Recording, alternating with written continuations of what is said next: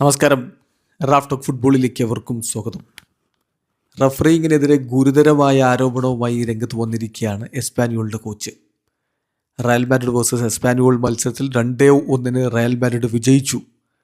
ആ കളിയിലെ റഫറിങ്ങിനെതിരെയാണ് ഇപ്പോൾ എസ്പാന്യോൾ രംഗത്ത് വന്നിരിക്കുന്നത്. കോച്ച് മാത്രമല്ല, വിനി ജൂനിയർക്ക് ഡൈവ് ചെയ്തതിന് കാർഡ് കൊടുത്തില്ല, രണ്ടാമത്തെ യെല്ലോ കൊടുത്ത് റെഡ് കാർഡ് പറഞ്ഞു വിടേണ്ടതായിരുന്നു എന്ന തരത്തിൽ കളിയാക്കിക്കൊണ്ട് അവർ പോസ്റ്റ് ഇട്ടുണ്ട്. എസ്പാന്യോൾ ഒഫീഷ്യലി പോസ്റ്റ് ഇടുന്നു. എത്ര ഡൈവ് ചെയ്താലാണ്, എത്ര സ്വിമ്മിംഗ് പൂള് എന്ന് പറഞ്ഞ ഡൈവ് ചെയ്താലാണ് ഒരു കാർഡ് കിട്ടുക, ഒരു ഫ്രണ്ടിന് വേണ്ടി ചോദിക്കുക എന്ന് പറഞ്ഞുകൊണ്ട് അവർ പോസ്റ്റ് ഇട്ടു.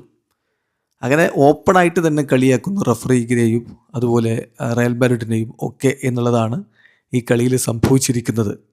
ഏതായാലും കാറ്റലോണിയൻ ക്ലബ്ബായ എസ്പാന്യോളിൻ്റെ കോച്ച് മനോലോ ഗോൺസാലസ് കളിക്ക് ശേഷം വളരെ എക്സ്പ്ലോസീവായിട്ടുള്ള സ്റ്റേറ്റ്മെൻറ്റാണ് നടത്തിയത്. താൻ റഫറിയെ പേടിച്ച് പല സബ്സ്റ്റിറ്റ്യൂഷനുകളും നടത്തിയെന്ന്. തൻ്റെ താരങ്ങൾക്ക് യെല്ലോ കാർഡുള്ള താരങ്ങളെ തുടർന്ന് കളിപ്പിക്കാൻ തനിക്ക് ഭയമായിരുന്നു. റയലിനെതിരെ അങ്ങനെ കളിപ്പിച്ച റഫറി അടുത്ത കാർഡും കൊടുത്ത് റെഡ് കാർഡാക്കി മാറ്റുമെന്ന് താൻ ഭയന്നിട്ടാണ് സബ്സ്റ്റിറ്റ്യൂഷനുകൾ നടത്തിയത് എന്നൊരു കോച്ച് പറയുന്ന അവസ്ഥ. അദ്ദേഹം പറയുന്നത് ഇങ്ങനെയാണ്: ഞങ്ങൾ സബ്സ്റ്റിറ്റ്യൂഷനുകൾ നടത്തി, കാരണം റഫറിങ് എങ്ങനെയാണ് പോകുന്നത് എന്നുള്ളത് ഞാൻ കണ്ടു.